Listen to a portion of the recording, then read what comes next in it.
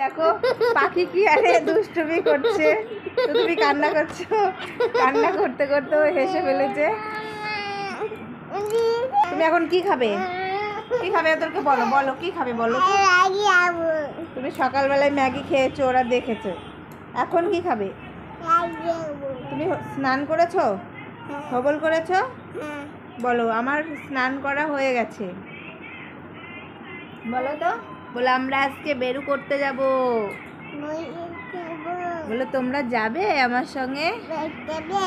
যাবে?